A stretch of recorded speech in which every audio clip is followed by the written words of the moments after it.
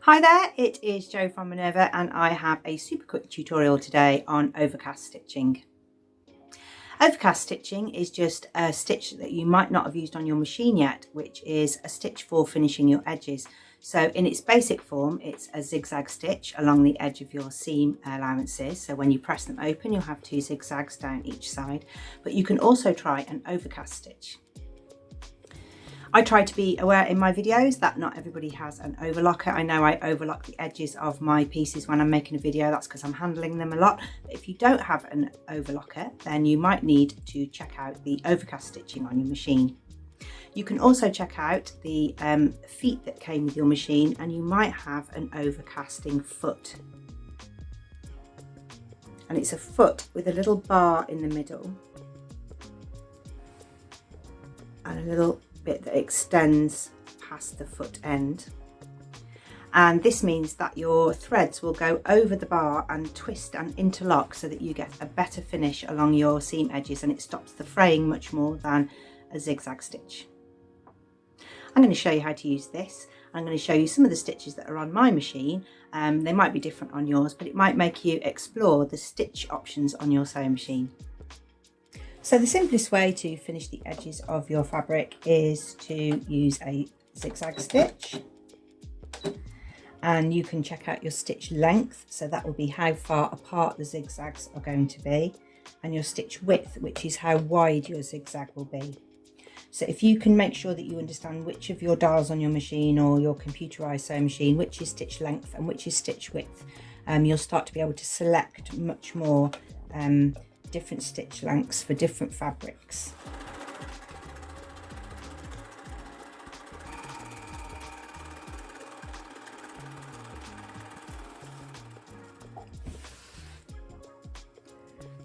So try not to zigzag too close to the edge, or you'll chew up all the edge, and then if you press your fabrics you'll get a sort of lumpy finish from the right side.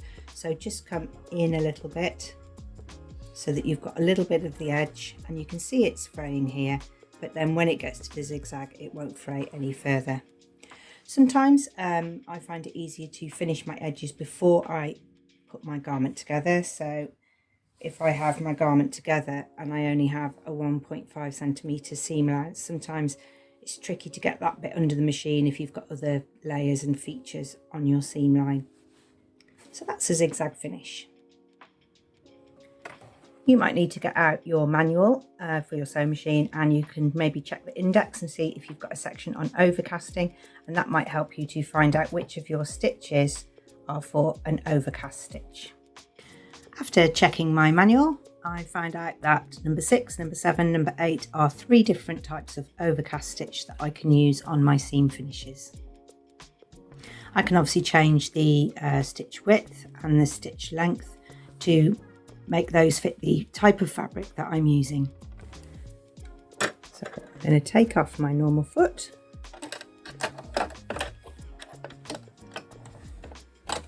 put on the overcast foot, and my thread needs to be going through the hole in the centre to the back. Place my fabric underneath, and I'm going to run the edge of the foot along the edge of the fabric. Let's try number 6. I'm going to make it a bit longer so that you can see the pattern of the stitch.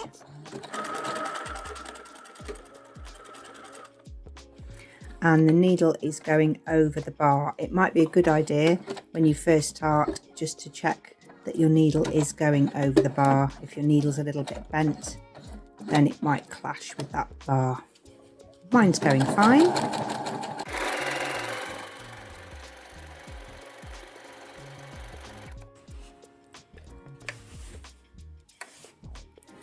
And I have a zigzag stitch with that stitch line in between each one.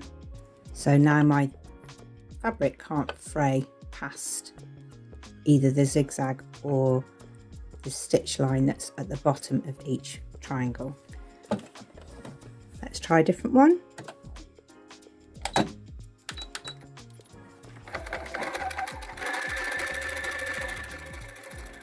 And straight away I can feel this one with his fabric going backwards and forwards, so I'm getting more security along this straight line of stitching along the bottom.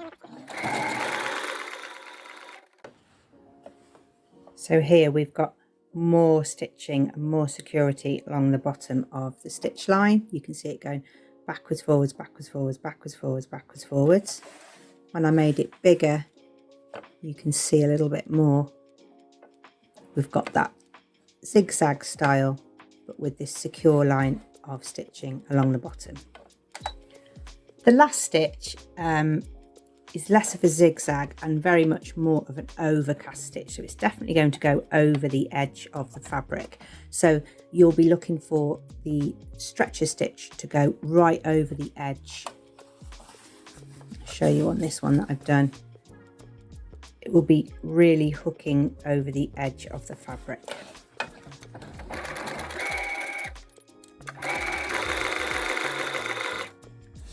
You can keep it on the fabric. If you want it to overlock the edge, overcast the edge like this, then you need to run that protruding part of the foot along the outside. So let me alter my position.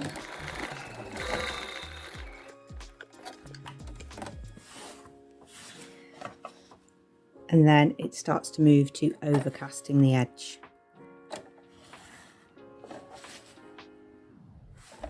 That's actually folded it under a little bit. So you really got to find your correct position of where you're going to follow your eye on the foot. That's why it's always important to do a bit on a test piece. So this is too far away. This is just overlocking the edge. And this is giving it a tiny fold. Even if you don't have the overcast stitch, you can still use those stitches on your machine with a normal foot.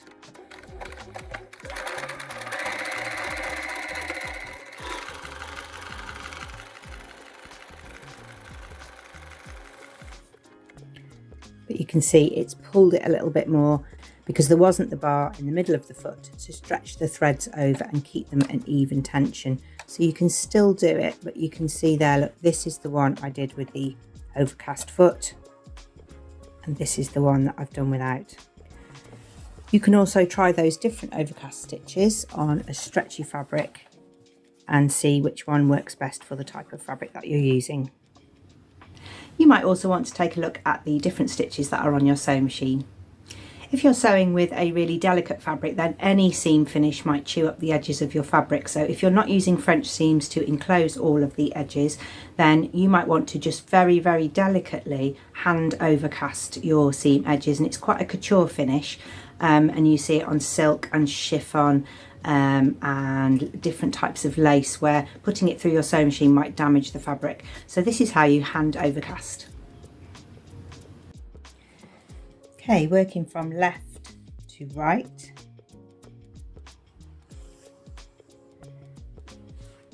You're going to just mimic what you saw on the sewing machine.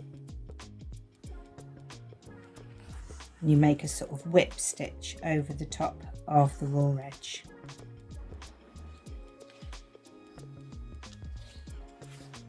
And that is hand overcast. You can, if that's not stopping the fabric fraying, do a style of blanket stitch. So you can overcast. So you put your thread over to overcast. And then you can take your thread under the one that you've just done. So you get a style of blanket stitch. And you can do them as close or as far apart as you need. So this one has a little ridge of threads running across the top. If you've got a chiffon, then you might want to just roll the edge a little bit. So a little bit like when we did the fold, if you go really close to the edge and pull it a little bit tighter, it will roll the edge of a very lightweight organza or chiffon. So if you take your overcast closer to the edge and pull it a little bit tighter, it won't do it on this fabric, but it will just roll fabric under a little bit. It depends what you want your seam finish to be on the outside. I've got those a little bit supersized so that you can see if you were using a really delicate fabric, but actually really you only want them 1/8 of an inch apart and 1/8 of an inch deep. So that's why it's such a couture technique, because it's quite time consuming. You can actually do this to attach 2 pieces together as well, if you put them close enough on very light or sheer fabrics. You can also use a silk thread, which is finer. So if you were using a fine fabric and then you wanted to press it, you wouldn't get any marks through from the other side. It would be a very neat finish. If you don't want bulky seams, hand overcasting's good. Like if you have a really light floaty hem, then you can overcast the edge, and then when you hand sew it down, it will become really ethereal and light. There we are, that is actually the scale, much more of what you're looking for.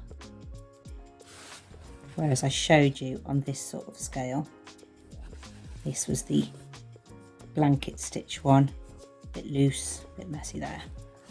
Then I'm trying to get back to the right angle, but your work should look like this.